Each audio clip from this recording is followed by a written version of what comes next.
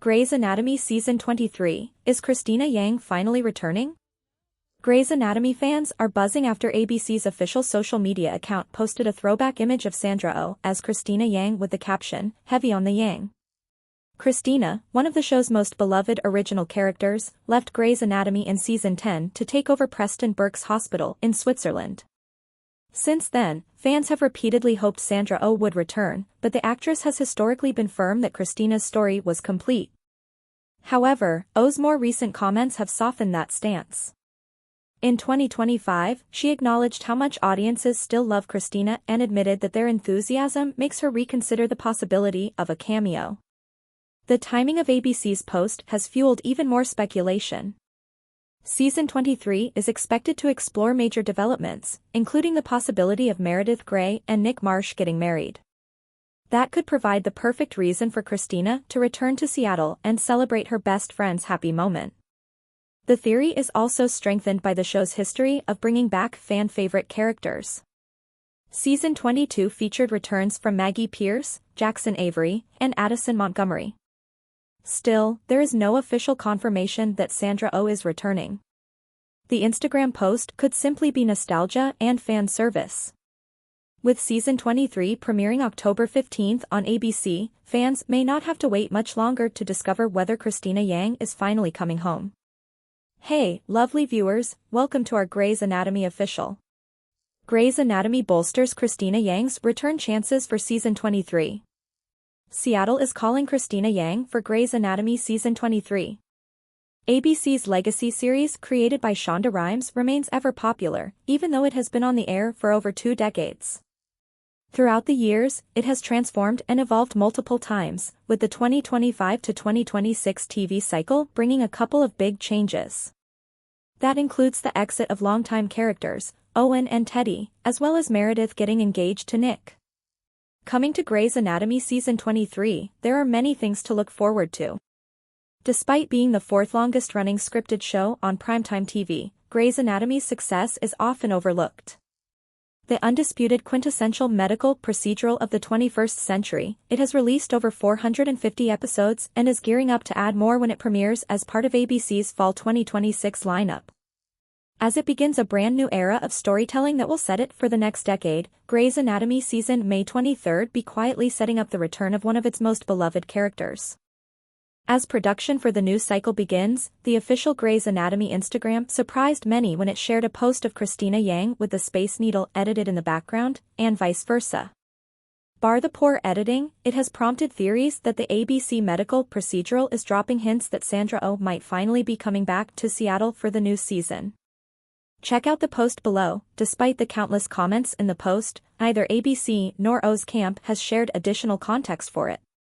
Admittedly, it could simply be Grey's Anatomy's way of drumming up nostalgia for longtime fans and may not be anything more than that. For what it's worth, the official Instagram account tends to post both new and old clips of Grey's Anatomy, including scenes with Christina and the original interns for this. That being said, the edited post is something different and can, understandably, very easily be interpreted as a tease about her return to Seattle. While it isn't really difficult to come up with a reason for Christina to come back, Grey's Anatomy Season May 23 have the perfect narrative reason for her much-clambered homecoming. Assuming that nothing bad happens between Meredith and Nick, then it's possible that the upcoming cycle will see them finally tying the knot. Christina had already missed so many big moments in her best friend's life, including the death of Derek and multiple near-death experiences herself. It would be great to see her finally make the trip back to Seattle for a happy occasion. Oh has been asked about the chances of her coming back to the medical series countless times since leaving, and after being adamant about moving on from it, she changed tune in her most recent comment. This further opens the door for her return and lends credence to this ongoing theory that Christina is staging a comeback in Grey's Anatomy Season 23. Luckily, with only a few weeks to go before the series returns, people won't have to wait that long to find out. Is Christina Yang finally returning? Grey's Anatomy drops a major hint after a Grey's Anatomy's official social media channel shared a throwback photo of Sandra Oh as Christina Yang. Fans began to speculate about her possible return. Here's the history of what the actress has said about a possible comeback. Speculation is running rampant about Grey's Anatomy as the cast returns to production on Season 23. While some fans are hearing wedding bells over the outfits worn by certain castmates in behind-the-scenes images from the set, others have noticed something promising on the show's social media feeds. On Wednesday, August 12, ABC shared a throwback photo of Sandra Oh as Cristina Yang with the caption, "Heavy on the Yang." Fans immediately hit the comments section with reactions of excitement. "What does this mean? What does this mean?" one fan wrote. "Don't play," wrote another. Others speculated that ABC's posting of this particular image might mean the long-anticipated return of Cristina to Grace Sloan Memorial Hospital somehow, perhaps even to attend Meredith's, Ellen Pompeo, wedding with Nick. Oh, one of the series' originals, left Grey's Anatomy in Season 10 and later revealed that it was a mutual decision between her and bosses Shonda Rhimes and Betsy Beers because she felt the character's journey was complete. In a July podcast appearance, she remembered, "I think end of season 8 or 9, Rhimes took me aside because we were all renegotiating, and she goes, 'What do you want to do?' And I said, 'Let me think about it.' And I really, really, really thought about it. I felt very much like I did my job. I really did my job. I feel like I created a whole character. I feel I grew the character in 10 years of time, where it's believable growth. People do grow in 10 years, and I think she really did grow." Though fans have not seen Cristina since she flitted off to Switzerland and took over Preston Burke's, Isaiah Washington, top hospital job, the character is very much still around in spirit through text messages and errant update mentions by the other OGs, usually Meredith. Grey's Anatomy has a tradition of bringing back long-gone characters for brief return arcs. Season 22, for example, saw the returns of Kelly McCreary as Maggie Pierce, Jesse Williams as Jackson Avery, and Kate Walsh as Addison Montgomery. However, at the tippy top of most fans' wish list is Oh as Cristina, who's not yet been back. For her part, Oh has hinted at a willingness to come back for a show cameo after hearing all of the fans' desires. In 2025, the actress told Entertainment Weekly, "For the longest time, it has always been a hard no. When you finish something, it's a deep process. I can't stress to you enough how consciously I tried to fully process leaving. I don't feel the need to revisit, but I also profoundly understand the audience's love for this character because I've seen it for the past 10 years. That's the part that makes me just go, So what do you think? Is the show's social post hinting at Cristina Yang finally coming home in season 23, or is it just a bit of nostalgia at play?" Grey's Anatomy, Season 23 premiere, October 15th, 10/9C, ABC, your official Grey's Anatomy recap, Season 22, Episode 10 this week. Grey's Anatomy tackles some very serious subject matter, work safety issues in strip clubs. There is a lot of baby oil on those stages, people. Okay, while a strip that down does feature a looped-up stripper named Jeff and his dislocated hip, it does take a more serious turn as it tackles just a small percent of the fallout from the current federal administration's policies when it comes to science and medicine. We get a look at how some of those policies affect the lives of both patients and their doctors. Also, not to mention, there's the return of the prodigal doctor, Dr. Addison Montgomery. But also, there are body roles. Multiple body roles. It's all about balance, people, in stripping, in life, and in episodes of Grey's Anatomy. Let's recap. Hold the cheesecake. This Katie with the gastric cancer storyline has been a roller coaster from the beginning, but what plays out in this week's episode will really take your emotions for a spin. Things start out great. Lucas and Bailey are beyond thrilled to meet up with Katie, who's waiting for her next infusion as part of her clinical trial, and that is because they have good news to share. Since Katie began the trial, her tumors have shrunk 30%. The medicine is working. It is a very good day. Bailey has to head out on a trial of Owen's EMT ride-along program, and she leaves Lucas and Ben to take care of whatever Katie needs that day. Riding the high of the tumor shrinking news, Lucas pushes Katie to book a flight to New York to finally get a taste of the perfect cheesecake. Now that her future looks bright and, more importantly, like it could last much longer than anticipated, she starts wishing and hoping and planning for what's next. She can start seeing clients in person again. She can live a full life. But it's all too good to be true. Ben gets an email informing him and the hospital that Katie's trial has been cancelled. The infusion of meds she's getting today is her last. When Ben calls Bailey with the news, she's sitting in the back of the ambulance with Owen, Quan, the EMTs, and a young patient who fell during cheerleading practice who is just about to go into respiratory arrest. Bailey is beside herself with anger at the news, and she lets that anger get the best of her. The entire point of this ride-along program Owen wants to implement for the residents is to not only learn about acting quickly on their feet but also to adapt their medical skills to what works best out in the field. When it's clear that the patient, Rosie, has a tension pneumothorax, the standard protocol in the ambulance would be to perform a needle decompression to release the trapped air in her chest. In the hospital, they'd place a chest tube. Quan has issues getting the needle decompression to do much of anything, but instead of waiting until they get to the hospital, they aren't far at this point. Bailey jumps in to perform a finger thoracostomy. Owen tries to stop her. Performing a procedure like that isn't the priority in this instance or this setting. Bailey continues anyway. If she can save this girl's life, she is going to do it the best way she knows how. You can see the through line. Later, Bailey apologizes to Owen and tells him about Katie and the cancelled trial. She tells him how during her own residency she treated Katie's grandmother for gastric cancer too, and the grandmother died under her care. Katie might suffer the same fate. In the ambulance, with all that weighing on her, she needed to feel like she could actually do something to help a patient. She didn't mean to step on Owen's toes. And she's approving his idea for a 6-month program anyway. She's a big fan. It's a nicer ending for Owen and his residency program than it is for sweet Katie. When Bailey gets back to the hospital, she finds Ben and Lucas and rages again when she hears more details about the cancellation of the trial. The party line may be that the trial no longer aligns with the centers who are running it, but Bailey knows that's code for the government revoked funding. They pulled the plug on the money and left everyone on that trial to fend for themselves. It's Bailey who has to tell Katie the news. It's a heartbreaking scene. Katie has finished her infusion, and she's taking a call from a client, promising to see them in person next time. She looks energized and excited about what's next. And then, she sees Bailey's face. She begs Bailey to tell her that the face she's making is not about her. When she hears that the trial is cancelled, she wants to know if that means the tumors will grow back.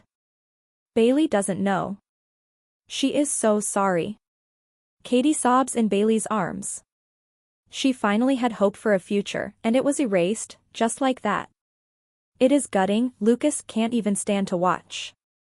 Bailey promises Katie that she will do everything she can to find another way, but even Bailey knows she may simply be powerless in this situation. Never stop grinding. Okay, now that we've all gotten a good cry out, let's bring out the strippers. We need them right now. We deserve them. Immediately following Simone trying to tell her sex friend Wes that at work he needs to take her, their job, and the fact that she's his boss seriously, 2 greased-up strippers carry in a 3rd greased-up stripper who slipped on the pole while performing and dislocated his hip. His name is Jeff. His passion is making people happy via body rolls. It's Link's first day back at work following his near-death incident with the explosion in the ore, and our ortho god is in a great mood because Winston just gave Joe the all-good sign and she can finally go home. Even better? They get the word that the twins can go home too.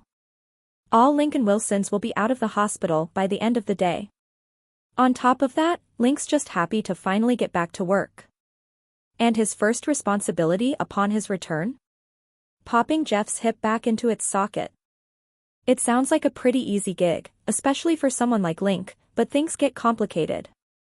Between all the body oil on Jeff, the severity of the dislocation, and Link's definitely still not fully healed shoulder, Link not only can't pop the hip back into place but hurts both Jeff and himself while trying. He covers it up pretty well, but Simone can tell something is up with Link. She keeps it to herself while she tries to assess the situation, which is a very professional move, something she wishes Wes might absorb a little better. Instead, she has to watch the man who just serviced her in the shower that morning showboat and suck up to Link in order to get his attention. He thinks she should understand wanting to get noticed since she herself was just an intern, but she tells him she didn't need to suck up, she used her skills to stand out.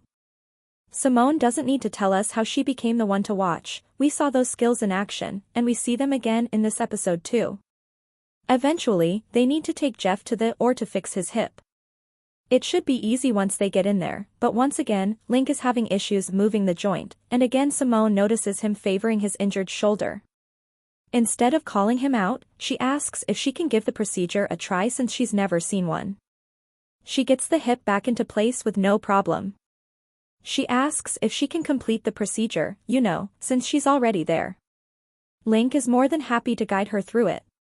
Neither of them talks directly about Link's injury or the extra help he needed in there, but they don't have to. Jeff walks away with a fixed hip and encouragement to grind another day. Link finishes his first day back with a win, and he is quick to commend Simone for her work in the OR. She impressed him with her skills, both her surgical ones and interpersonal ones, I'd imagine. Link takes the whole ordeal as a sign to really let himself heal. He decides that instead of coming back so soon, he'll take his parental leave at the same time as Joe. The family of 6 will all be home together for the first time and for the foreseeable future. Simone ends the day annoyed that Wes is frustrated with her for stealing his thunder with Lincoln. How can she explain to him that she knows more than he does on so many levels? That is how it is at work, she's his boss, and if he can't handle that or can't respect that boundary, this isn't going to work.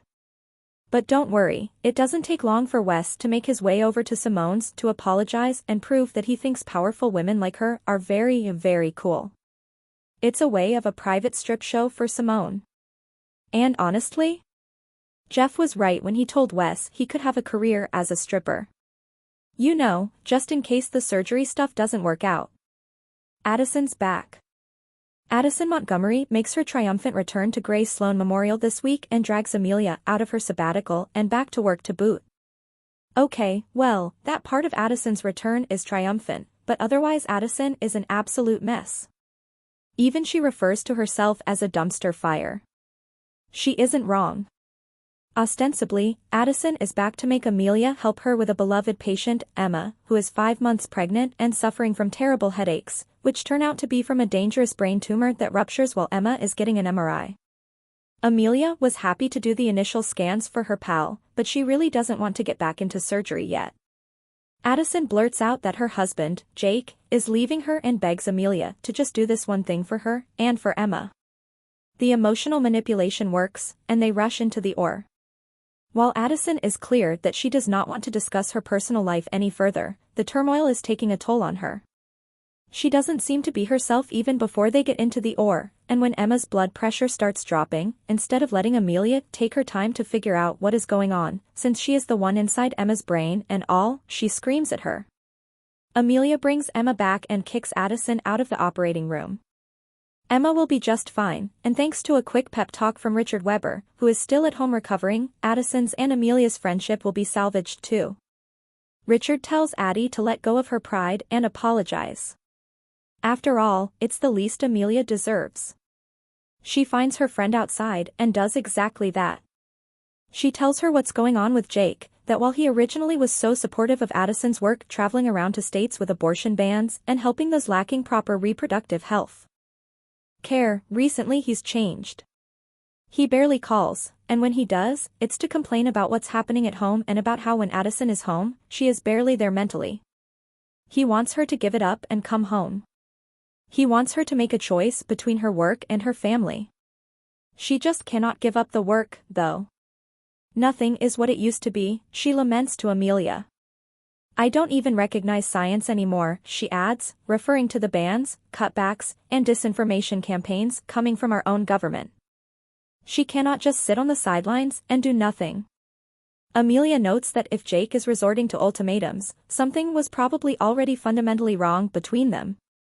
It's certainly not the most optimistic advice, but it does help Addison begin to come to terms with what's happening and with her decision to keep on fighting the good fight. Your official Grey's Anatomy recap, Season 22, Episode 11. Grey's Anatomy is back after a quick little hiatus. Did you miss the Grey Sloan gang? Don't worry, they're all still attempting to be excellent in their fields while steeped in emotional turmoil. Just how we like it. In the latest episode, we have some new faces to meet, a DIY vasectomy to scar us, and the answer to one of Grey's Anatomy's most enduring mysteries: will Teddy and Owen ever get divorced? For their sanity and ours, please say yes.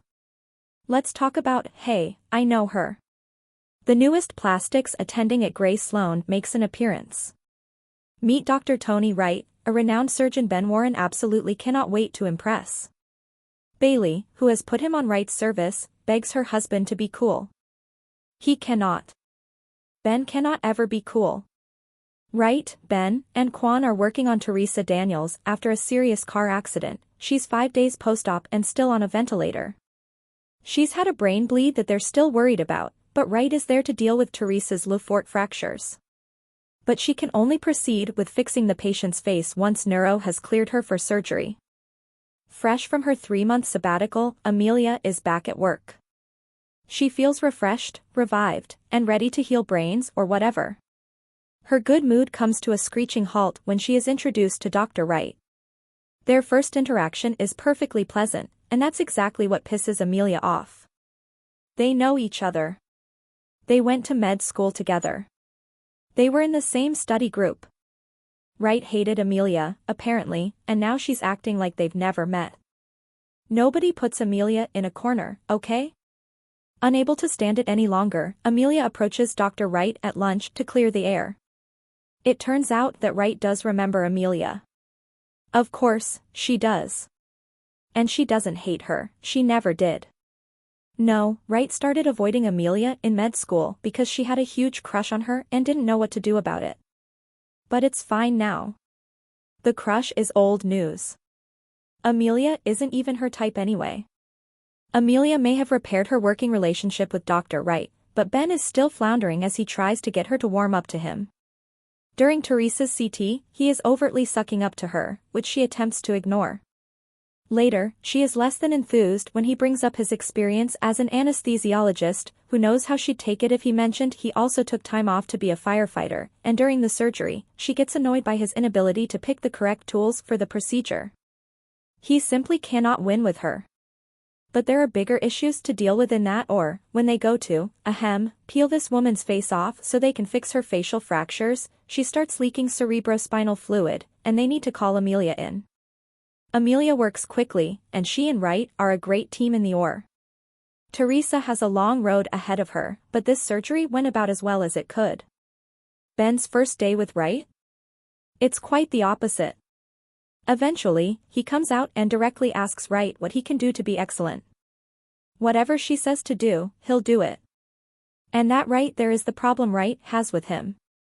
For her, becoming an excellent surgeon only happens when you know who you are, when you have confidence in yourself and your skills.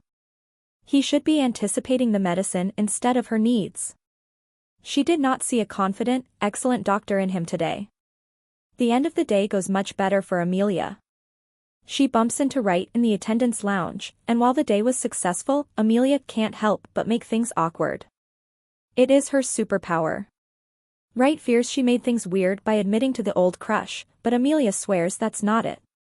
In fact, Amelia admits she too had a crush on Wright back in the day, she just didn't fully understand what those feelings meant at the time. Wright suggests they get some coffee to catch up. Apparently, though, they skip the coffee and move right along to sex. And that's how you return from sabbatical, folks. The difference between you and me. While Ben's getting some tough love from his attending, his better half is doling out some of that tough love to her own resident. The hit Bailey and Lucas took having to tell Katie Rogers that her clinical trial had been cut is taking a toll on them, but they are handling it in very different ways. Lucas is obsessed with finding another option for Katie. He's constantly researching other trials and avenues to try. He isn't sleeping or eating much. He certainly doesn't seem to care about his other work responsibilities. Bailey, on the other hand, is focused on helping who she can help at the moment. And she needs Lucas to do the same. She appreciates his dedication, but he needs to focus on their current patients. First up, Bailey tasks Lucas and intern Spencer with placing an NG tube in her patient Wendy. Spencer's never done one, so Lucas is supposed to guide her through it. He's there in physical form, sure, but his mind is clearly on Katie. He's taking phone calls during the procedure, and after the tube seems placed, he word vomits a few things for Spencer to do and then is out of the room to get back to his research, and he wants Spencer to join him as soon as she's done. Intern Spencer is left all on her own. When she does eventually join him for the research, she is clearly trying to ask him questions to get to know him better, and when he tells her why Katie is so important to him, her little speech about meeting someone who feels like they're supposed to be in your life feels quite pointed. Spencer is crushing on her resident, and while I am always in favor of crushing, Spencer needs to run away, and fast. This man is in deep brooding mode at the moment, he should not be allowed near impressionable young interns. Steer clear, girl. It's not long before, nor is it surprising, that they get an emergency page about Wendy. They discover the tube was placed in her lung. This is unusual because typically after placing an NG tube, the doctor would do an X-ray to make sure it's properly placed and not, like, dumping food into her lung. In his rush to get back to his research, Lucas didn't do an X-ray, nor did he inform Spencer about the protocol. Bailey is mad. She told Lucas to focus on their actual patients, and he clearly did not follow orders. When Lucas goes off on her about how she's given up on Katie and he hasn't, oh, friends, she rips into that guy. How dare he? After Bailey had to stand there while Katie sobbed in her arms. Of course, she is up at night worried about Katie, but she's also worried about all of her other patients because she is a professional. And that is where you and I are different, she tells him. Will he ever recover from getting read for filth like that? Only time will tell. Face your fears. Teddy Altman is having some fear-based performance issues, both personally and professionally. Owen reminds her that she hasn't yet signed the divorce papers, and if they wait any longer, they'll owe more money to their lawyers. This was her idea, he'd really like to get this all sorted out.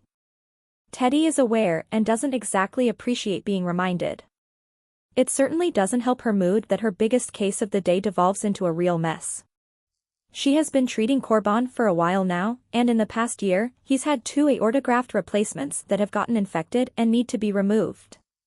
He has spent more time in the hospital than out of it this year, and even with his very pregnant sister Letitia by his side, he is growing more frustrated by this situation. He likes Dr. Altman, but he's wondering if he should get a second opinion. In an effort to stick up for Teddy, Simone tells Corbin just how incredible his heart surgeon is. She mentions the groundbreaking surgery she performed on Nora and encourages Corbin to listen to some of her interviews. She wants Corbin to know he has a great surgeon in his corner. Instead, she leads Corbin to the realization that there is a permanent fix for his issues, but Teddy has only been putting a band-aid on it. She hasn't once mentioned this surgery as an option, and he is angry. Corbin confronts Teddy about this the next time she comes by, but she is adamant that surgery is a last resort and he's still a good candidate for the TEVR. He lashes out, she has no idea about the hell he's been through this past year, and now he's simply not sick enough for Teddy? She stands her ground. If Teddy won't consider the experimental surgery, he tells Simone that he wants to see Winston now.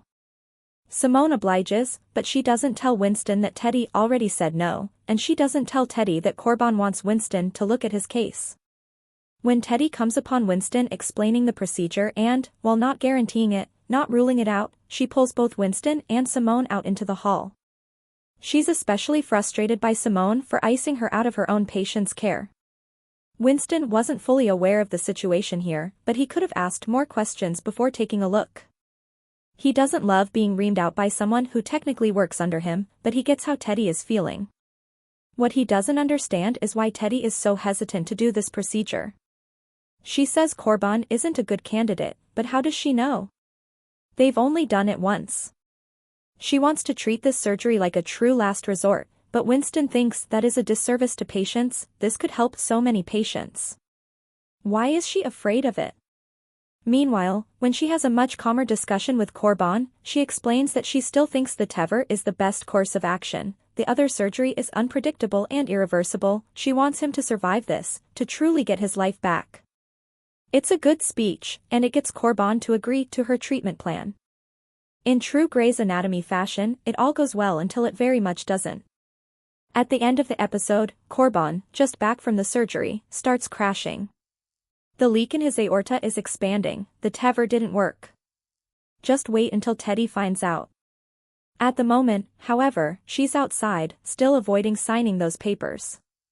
She tells Owen that it's not that she's changed her mind, it's just that she's scared of what happens after.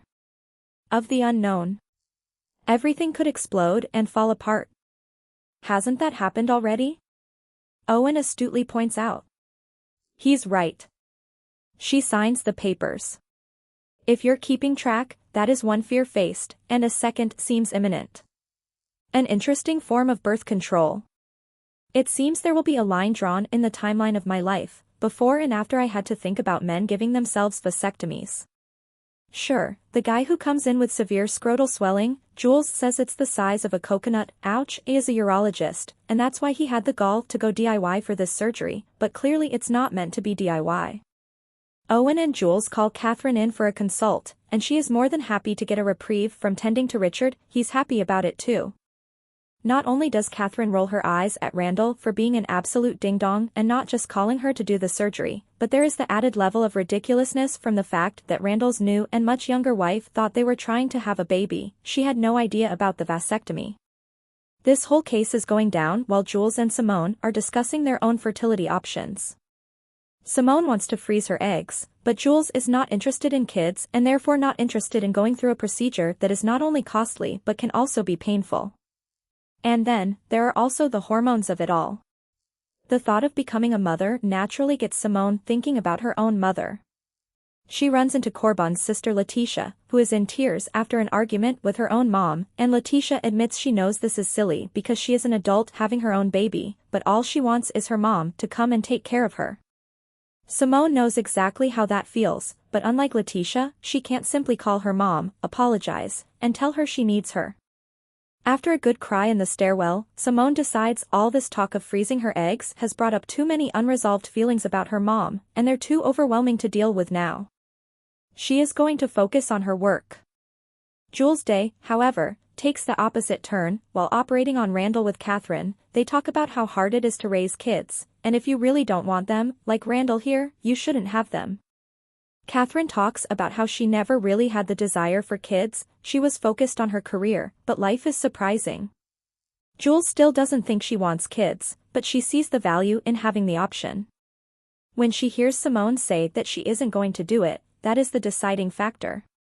Jules will freeze her eggs, partially to have the option in the future but also to make sure Simone doesn't give up on what she wants.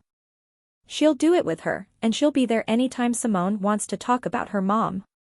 They can be fertility friends, Simone says, excited by her friend's kindness. Don't call it that, Jules responds. Honestly, Simone's lucky Jules doesn't call the whole thing off right there.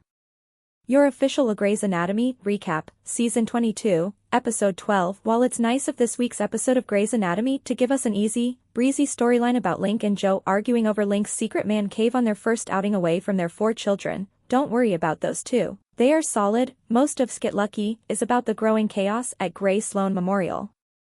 There is some real angry tension building everywhere you turn. Teddy and Winston. Teddy and Owen. Bailey and Lucas. Mohunty and Jules. Neither the hospital nor my brain was built to withstand this kind of mounting pressure. Exciting, right? Let's talk about it. Do or die. Teddy, Teddy, Teddy. Look what you've gotten yourself into, girl. And in this episode, I mean that both professionally and personally. At the top of the hour, we learn that Corbin is only getting worse. Last week, Teddy sold Corbin on sticking with the less risky treatment plan to treat his infected graft instead of going for broke with the famed ventral aorta surgery she and Winston performed on Nora Young. Teddy was scared to try it a second time, but now there is literally no other option. But before she can attempt the surgery a second time, she has to get 2 people who might not exactly be on board with performing this surgery now to consent, Corbin's sister Letitia and Winston Dugu. Teddy goes to Winston first. She is surprisingly mean and angry for someone who not only needs help but was also in the wrong. Winston wanted to do this surgery yesterday before Corbin got worse. By now, Corbin has deteriorated so much that it makes this risky surgery even riskier. When he points out that she wasted his best shot out of fear, she bites his head off with lines like I made the best choice with the information I had. And do you want me to say I was wrong? And honestly, yes, Teddy, I do. Her proclamation to either help me come up with a plan to save him or stop wasting my time is rich coming from this woman. Thankfully, Winston has thick skin and is a professional. Of course, he wants to help Corbin. Getting Letitia on board happens at a much lower decibel. She's confused about the treatment plan for whiplash here but can see this as his only option. Yes, he could die during this surgery, but without it, he will definitely die. As Simone points out, this is his only chance of survival, and these two surgeons are literally the only two people who can perform the surgery. Letitia gives consent but begs Teddy not to make her regret it. They have to watch her tearfully say goodbye to her unconscious brother, a speech that includes the fact that she's naming her unborn son after him. It is gutting, as if the stakes weren't already high enough here. I guess Winston can take solace in the fact that he's not the only person Teddy's directing her ire at today. When Owen finds her running through the surgery in a supply closet and offers her some words of encouragement, she responds by yelling at him about how infuriating he is and has always been. Thankfully, for Corbin's sake, Teddy and Winston do make amends while scrubbing in. He once again points out that her ego is what got her into trouble here and that he would really like to be sure that they are in a partnership, that in that or, she is going to listen to what he has to say instead of just dismissing him. She promises. And so, he gives her his full support. Despite how complicated and intense this surgery is, it mostly goes well. I mean, the staples on the new aorta not staying in place at first and Corbin's blood spraying all over Teddy aren't, like, great, but other than those things, Teddy and Winston, assisted by Simone and Quan, really work as a cohesive unit. When they place staples the second time, they hold. They have successfully completed the surgery a second time. Do we have a new cardio dream team at Gray Sloan on our hands? The specter of Cristina Yang hangs over this episode in more ways than this display of incredible cardiothoracic medicine. Teddy goes home to relieve Owen, who was with the kids, and she apologizes for snapping at him and thanks him for always believing in her no matter what. She thanks him again by sticking her tongue down his throat. The ink hasn't even dried on those divorce papers, and they are hopping back into bed together. When Owen continued to have sex with Cristina after their divorce, it did not end well, it was just a mess. Will post-divorce backsliding work out for the guy this time around? I'm sure we'll find out. Who said surgery is a team sport? Cardio might have gotten a big win today, but the same cannot be said for plastics. Mohunty is still nervous about getting a good recommendation from Dr. Wright so she can score that plastics fellowship under Jackson Avery in Boston. Her family lives there. Jackson is as good as it gets in plastics, this is her dream. She's working with Wright today, so she has a lot riding on it. You'd think the fact that her boyfriend's friend Jules is on her service would be comforting, or even kind of fun, but Mohunty simply tells her to be on her A-game today. It's not a hard request to fulfill for Jules. She knows their patient Mr. Hill, he is in for a reconstruction surgery after complications with the cab. He recently had left a large open wound in his chest. Jules was the resident on the cab, and she gets along swimmingly with Mr. Hill and his wife. It immediately pisses Mohunty off. The tension only grows when Wright asks Jules and Mohunty for ideas on how to go about this surgery, and Jules offers up an out-of-the-box idea that Wright winds up choosing over Mohunty's suggestion. After Wright leaves, Mohunty snaps at Jules to know her place. Jules is blindsided. Mohunty doesn't warm up to Jules during the surgery either. Bailey and Ben are called in to perform the initial surgery on the omentum that will be used as the flap to cover the wound, and Bailey uses it as an opportunity to talk up Ben, who is still attempting to get on Wright's good side. Wright sees through the incessant glazing, but it still works. When she gets called to an emergency burn case, she takes Ben with her and leaves Mohunty and Jules to finish up the omentum flap. Mohunty refuses to let Jules assist in any way. When Jules asks if she should just get another resident to replace her, Mohunty goes off on her. Jules made her look like a fool in front of Wright. Jules swears it wasn't her intention. She told her to be on her A-game, so she was. If she wanted Jules to make her look good in front of Wright, she should have said exactly that. She's on Mohunty's side. That sentiment is put to the test when Jules goes to check on Mr. Hill, only to discover that the omentum flap isn't getting any blood flow, and it's dying. They rush him back to the OR, and Wright is livid. She discovers that whoever stitched the flap in stitched it right over where the blood supply would come from. This was negligence by a surgeon, and it means Mr. Hill will need to have multiple surgeries, and at his age and in his condition, that's risky. We know, of course, it was Mohunty who made the error, but she doesn't fess up to it, and Jules, keeping her word, doesn't out her. Wright kicks them both out of the OR. Mohunty assures Jules that everything will be fine, even when the likely M&M presentation comes around. She almost seems a little too casual about the enormous favor Jules just did for her. Hey, at least Dr. Wright's day isn't a total disaster.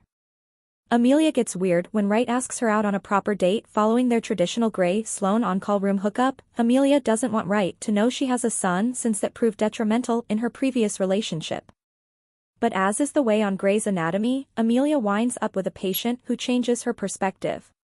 When she meets Jeremy, who has a head contusion, she watches as he grows more infuriated with his brother, who repeatedly teases and humiliates him. Jeremy refuses, and apparently has always refused, to confront his brother. When he finally does, his brother is apologetic. He had no idea this bothered him. Why didn't he just tell him earlier? It reminds Amelia that it's best to just say how you feel, people may surprise you. And that's exactly what happens with Dr. Wright when she comes clean about Scout. Because guess what? Wright has a son too. It seems like all things are a go for this budding relationship. Well, this felt inevitable. Bailey doesn't regret being so stern with Lucas about being overly involved in Katie Rogers' case. She stands by her decision to ream him out so he'll focus on his actual patients. Let's be real, she isn't just looking out for the patients, but is also trying to save Lucas from himself. She has seen this too many times in the past 22 seasons, and we all know it. But just because that was the right call, it doesn't mean she can easily shake the feeling that she is failing Katie. Could she be doing more? Ben does his best to get Bailey in and working with patients she can actually help at the moment. It is a nice reprieve, but she is still infuriated by the Katie situation. Lucas, for his part, does take Bailey's admonishment to heart. He sees Katie texting him repeatedly, but he ignores it.